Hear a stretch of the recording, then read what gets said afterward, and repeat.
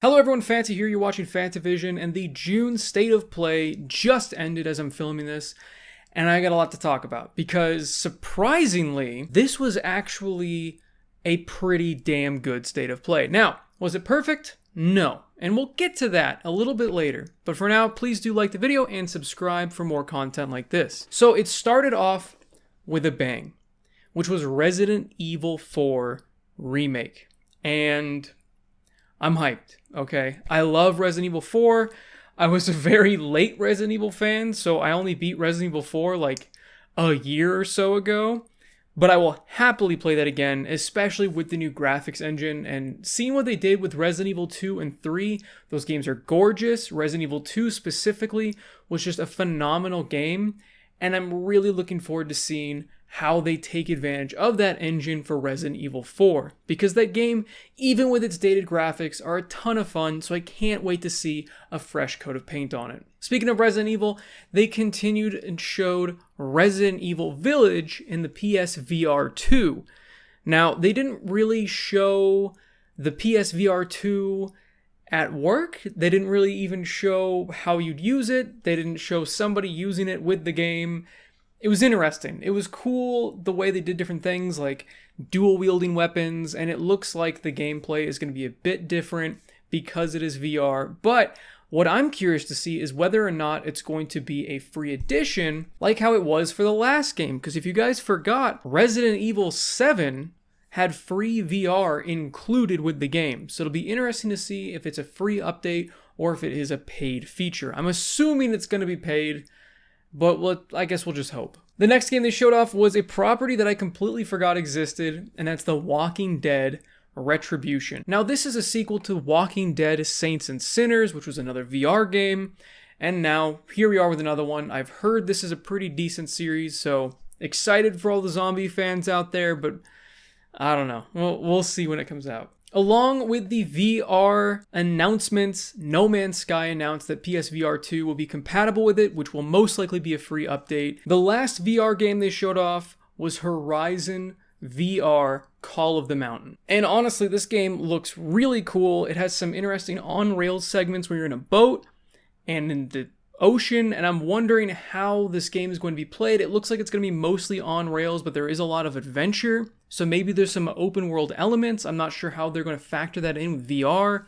There's a lot of moments that made me wonder how you're not going to throw up when you're playing it, but I guess we'll see when that comes out. But so far, it looks very promising, and it looks like one of the most interactive VR games I've seen. They also announced a update for the Horizon game that's already out for the PlayStation 5, including frame rate improvements, fidelity improvements. I mean, they're adding new armor. They're adding a bunch of new content for free, which is awesome. And also, again, shows you why you shouldn't buy games on day one, apparently. Because it seems like they continue to do this. They continue to add these improvements to these games. So now, the fact that I haven't played that game yet, when I finally do play it, I'm going to have all of these fidelity improvements, all of these extra armors and weapons and things that people didn't have that have already beaten the game and don't feel like going through it again. So another reason not to pre-order, guys. Now, a lot of people are going to be upset about this because they hate losing exclusives on their console, but I'm always happy when more people get to play a game, and that is Marvel's SpiderMan Remastered is coming to PC. That's right, another massive game from the PlayStation exclusivity library is going to PC. Now, it seems like PlayStation is really taking a page out of Microsoft's book. In fact, it seems like they're copying their homework and doing a really bad job of pretending it's different. I mean, there's the PlayStation Plus Pass now, where the different tiers get you different libraries of games, kind of like Game Pass Ultimate. And now they're putting over all of their giant games onto the PC platform because they're seeing how much money they can make by having a wider audience. Wow, it's crazy, mind-blowing, right? But I'm very happy for people that only have a PC and don't have PlayStation. But then it does call into question, what's the point of having a PlayStation if all the games are going to be on PC? And if you have a PC already, should you get a PlayStation? I feel like that's something to talk about at a later date because there are still quite a few games that are only on PlayStation. But for how long, I guess we'll just have to see. The Cat in the Future Simulator Stray finally got a release date, which is surprisingly close. It says July. all right. I mean, from the gameplay I've seen, it looks very interesting. It doesn't look like there's going to be a lot of combat. It looks like there's going to be a lot of exploring and dodging, and I'm fine with that. It looks interesting. I like the world. I like the little Game Boy robot people. It's a very interesting looking game, and it's going to be included for people that have the higher tiers of PlayStation Plus. So that's great for them. Now, I've been wanting a new Dead Space for a very long time. Dead Space 3 doesn't count. But Dead Space 1 and 2 are some of my favorite, if not my favorite, horror games of all time. And now it looks like we're getting another Dead Space-like game with the Callisto Protocol, which looks almost exactly like Dead Space. I mean, they're not necromorphs, but they are zombie people things, and they are horribly grisly death animations. I mean, it looks like Dead Space, you know? So they saw that market was open. They saw that nobody was filling that part of the market, and now they're going to do it with the Callisto Protocol. I'm hoping this game is good. I really am. I just need to play it. You know, it's one of those games that looks amazing on paper, looks amazing in trailers, but until you get the game feel and you get to play it yourself, you don't really know how good the game's going to be, but I have high hopes for this one. I'm going to speed through a couple of these smaller announcements like Rollerdrome, which looks like a really interesting art style gameplay mixed with My Friend Pedro, mixed with Tony Hawk, mixed with a lot of different games. Very interested to see how this game turns out. I like the art style, I like the concept of the gameplay, and I'm really interested to see what that core gameplay loop is like, what the story's like, and how they progress you through it, because it looks like a game that's either really fun the entire time, or you play it for 30 minutes, you get the general gist of it, and you're done. So we'll see what that game is like when it launches, but I'm very interested in it. Then there was an anime game, dating simulator slash action game. Don't quite know what was going on with Turn of Nights, but not my thing. Tunic was announced to not be an Xbox exclusive anymore and is now going to be on PlayStation as well, which again, I'm happy about because more people get to play it. And then there was a game called Season, which everybody in my chat was confused about. I was a bit confused about. It just looks like a experience. It just looks like one of those games where there's a world, you go and exist in it, and there's no real conflict. You just kind of go.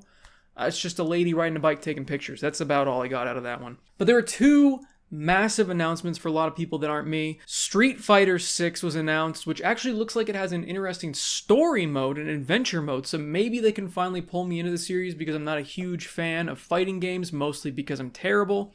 But there you go. Street Fighter 6, that's a big announcement for a lot of people. Same with Final Fantasy 16, again, not my cup of tea. Maybe they'll pull me in this one, but every single time I've tried to get into the series, I've just been incredibly overwhelmed. Maybe this one won't be as overwhelming, I don't know. The story seems very overwhelming as a first-time player of the game. It hasn't really felt like there's been a good game to just kind of jump in randomly into, but maybe this will be it, and because of how Japan does trailers for their games, it's always very confusing, so maybe when the game comes out, it'll be less confusing. But the combat does look very interesting, looks very action-focused, it doesn't look turn-based, and it looks very flashy, so it'll be very interesting to see what they do with it, and maybe this will be the first main series Final Fantasy game I play, because the only one I've played almost all the way through is Final Fantasy VII Crisis Core. I had a good time, so maybe that means I'll enjoy this one. I don't know, but I guess we'll just have to find out. So there you go. There's the PlayStation State of Play. Now, the reason I said it was somewhat disappointing, overall, I think it was pretty good, but it was somewhat disappointing because there's not a whole lot of games that are only for the PlayStation 5 that they showed off. You know, I mean, it doesn't feel like there's any sort of reason to have rushed out and bought a PlayStation 5. It seems like even though they keep selling out of it, there's still the hype to get the console. There's nothing really that is a system seller. You know what I mean? I mean, Resident Evil 4, I'm sure that game's going to be phenomenal. But it's a game you can play right now. You don't have to own a PlayStation 5 to play Resident Evil 4. The Callisto Protocol is going to be on everything, except for the Switch, but you know what I mean. It's going to be on the Xbox and PlayStation. So again, you know, like what's What's the selling point of the PlayStation 5? I feel like it hasn't happened yet. I'm sure some people are going to say Horizon is a good selling point. Some of these PSVR games are good selling points, but to me, they just haven't hit it yet. They haven't hit the game that really resonates yet with the massive audience. Ratchet and Clank, sure, great game. I'm sure it's a great game. But again, it's not a system seller. It's not a system selling game. They haven't hit it yet. So I'm really interested to see when they're going to finally do that. It's interesting that we're seeing God of War missing. There was no new Harry Potter footage. There were quite a few games that just felt like they were missing that should have been here. I would have liked more games that were PlayStation 5 exclusive. Something that really makes you go, oh, I'm glad I have a PlayStation 5. They did it. We're not there yet, but overall, despite that little bit of a disappointment, it was still a very good state of play, considering how bad most of the state of plays are. This was probably one of the best, if not the best, in a very long time. Let me know what you guys think in the comments down below. I'm very curious to see what you guys thought of it. In my chat, a lot of people seem disappointed. Like the video if you guys liked it, subscribe for more content, and as always, have a fantastic day. See you, everybody.